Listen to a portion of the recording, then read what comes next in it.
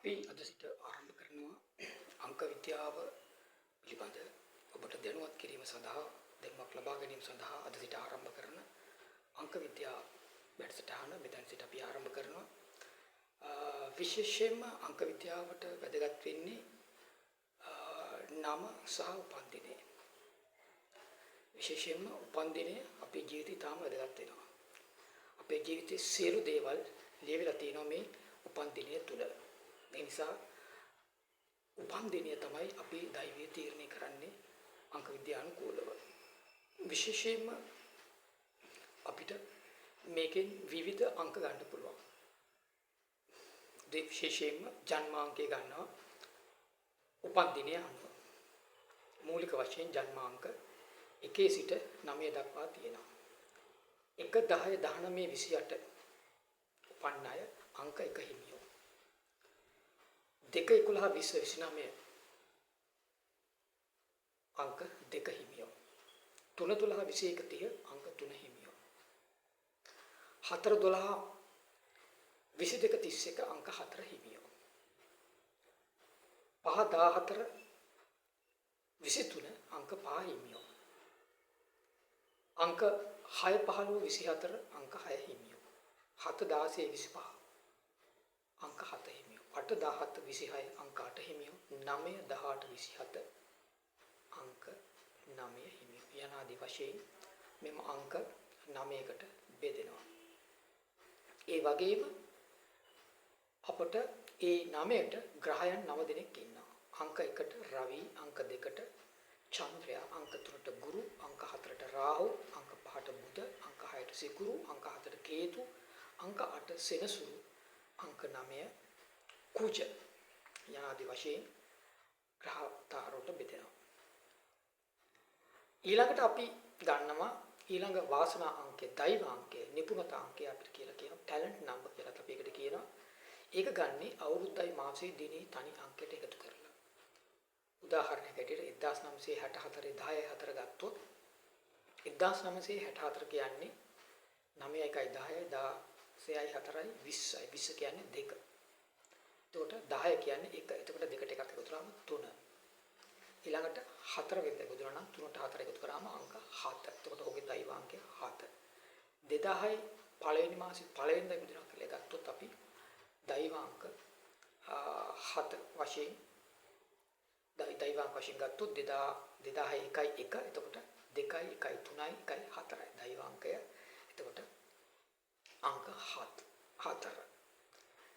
අනුවාද වශයෙන් අපිට අපි ඊළඟට දෛව අංකය සොයා ගන්නවා.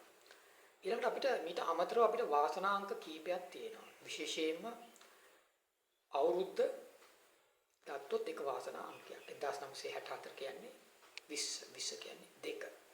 පස්සේ ඔක්තෝබර් කියන්නේ 1. ඒක තව 6ක්. එතකොට අංක 2යි අංක 1යි. එතකොට 4 වෙනිදා ඉපදුනොත් එක අංක 4. එතකොට තව එකක් අංකයක් තමයි ඒක. ඊළඟට නැවතත් අපිට තව අංකයක් ගන්න පුළුවන් අපිට වාසනාංකයක් වශයෙන් ඔක්තෝබර් මාසේ 4 ඒ මාසේ දිනේ තනි අංකයට එකතු කරනවා. ඔක්තෝබර් 4 කියන්නේ 14. 14 කියන්නේ 5. එතකොට අපිට අංක මේ ආදී වශයෙන් වාසනා අංක අපිට ලැබෙනවා. ඊළඟට අපි නමටත් අපිට වාසනා අංකයක් ලැබෙනවා.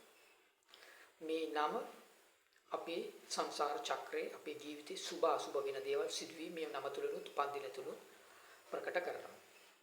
ඊළඟට අපි 9 වාසනා අංකය අපිට ගන්න පුළුවන් ABCD ආදී. A කියන්නේ 1, B කියන්නේ 2, C කියන්නේ 3, D කියන්නේ 4, E කියන්නේ 5, F කියන්නේ 6, G කියන්නේ 7, H කියන්නේ 8, I කියන්නේ 9.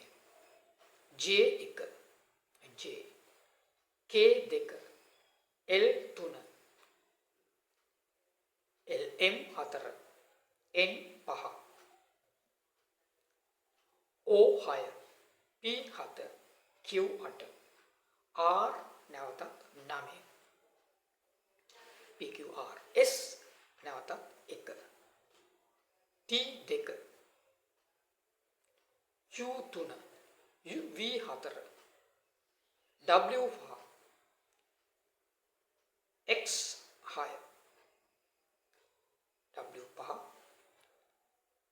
පස්සේ T U V W ඊට පස්සේ 5 යනාදී වශයෙන් අපිට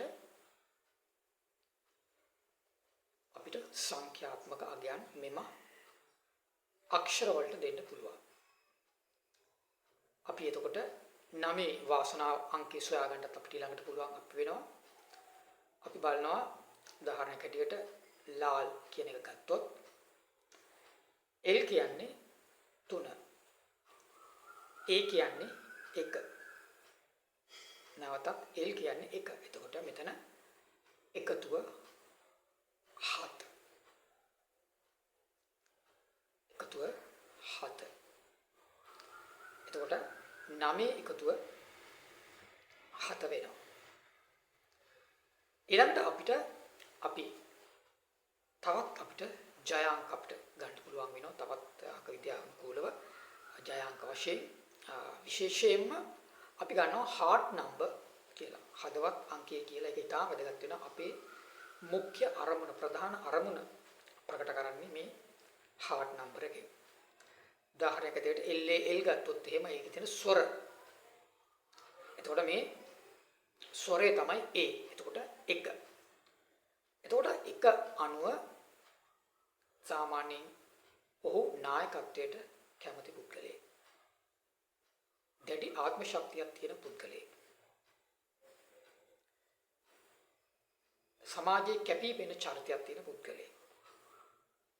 ඔන්න ඔය ආදී තමන්ගේ ඒකෙනුත් අපිට තමන්ගේ අරමුණ පිනු කරනවා ඒ ඉලක්කමෙන්. ඒකට අමතරව 9 දෛවාංකය 9 දෛවාංකය තමයි 7. L කියන්නේ 7. 3 1යි 3 එකතු කරාම 7 එකතුව එනවා. ඊළඟට අපි පෞරුෂ අංකය ගන්නවා. එතකොට මේ 7න් 1 අඩු කරාම 6. එතකොට පෞරුෂ අංකය 6. එතකොට ඔහු කලාවට කැමති, සංගීතයට කැමති, ආකර්ෂණීය පෙනුමක් ඔහුට හිමි වෙනවා. සමාජයේ සමාජශීලී පුද්ගලයෙක් බවට පත් වෙනවා. යනාදී වශයෙන් අපිට ප්‍රකාශ කරන්න පුළුවන් මේ 9නුත්. මේ 9 තුල විවිධ තව අංක තියෙනවා. අභියෝග අංක විදිහට කතා කරනවා. උච්ච අවස්ථා අංකය යනාදී වශයෙන් අපිට අද විශේෂයෙන්ම අපි කතා කරන්නේ මේ ලකි නම්බර්ස් ගන්න ආකාරය. විශේෂයෙන්ම උපන් දිනය තුල උපන් මාසයේ දින එකක අංක ජය අංකයක්, අවුරුද්දේ මාසයේ තුන එකක තුන තව ජය අංකයක්, අවුරුද්දේ සංඛ්‍යාවක තුන තව ජය අංකයක්. ඊට පස්සේ අපි 9 එකතු වශයෙන් ගන්නවා ජය අංකයක්. එතකොට මේ ආදී වශයෙන් ඔන්න ඔහොම තමයි අපි ජය අංක ගන්න. අපි ඊළඟ වැඩසටහනේ හමු වෙමු.